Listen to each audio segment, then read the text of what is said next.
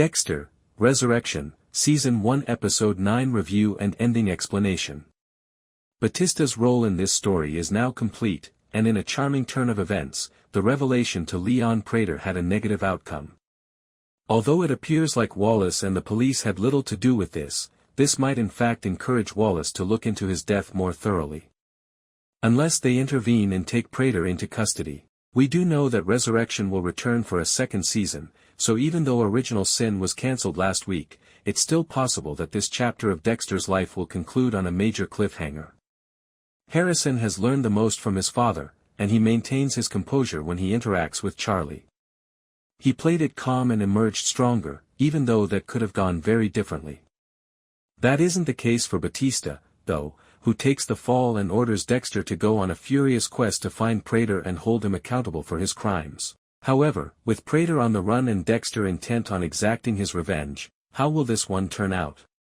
All of that leaves up the possibility of where this could go next week. Harrison has a room service request for room 1023 at the hotel.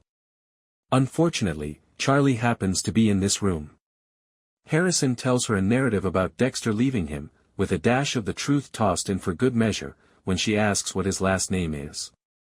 Dexter, shaken by Harrison's encounter, decides to change things up and give Charley a taste of her own medicine. He finds prints that were stolen from Harrison when he breaks into her apartment. It also becomes evident that Charley is taking care of his mother when he discovers her upstairs, sick and in bed. Dexter scares Charley into surrender by employing the same death techniques as Red. Charley discloses the situation when the girl is wearing a wire around her neck in his vehicle.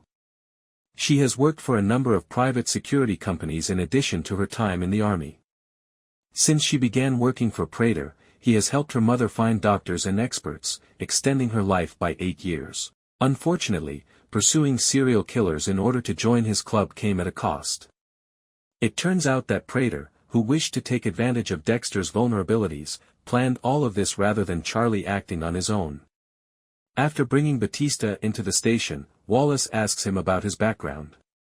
Dexter struggles to persuade Wallace of the truth, and like Harrison, he intersperses the truth with lies. She asserts her authority and orders him to go since he is breaching the law by pretending to be an officer when he is retired. Particularly in light of Maria and Doak's deaths, it's difficult not to feel sorry for the man. On the way out, though, he spots Leon Prater on a flyer because of how near he is to the police. That being said, when Prater talks to Charley, they discover that the dark passenger is communicating with them through Charley's wounds. Noting that she survived a run-in with a serial killer, he is intrigued and somewhat in awe. Dexter rings and wants to set up their meet, so there are more important issues to deal with here. He's not playing around when he's carrying a pocket knife. They make plans to meet the next morning before the gala. Regretfully, Leon Prater is informed about the true Dexter Morgan by Angel Batista, who arrives first. Charley surprises Dexter by bringing Leon along, forcing him to go down to the wine cellar while holding him at gunpoint. The problem is that, since Prater gathers murderers, this actually works in his favor.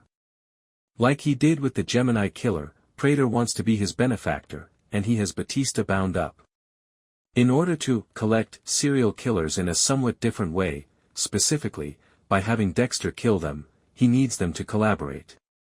Rather than killing, Dexter releases Batista from his bonds.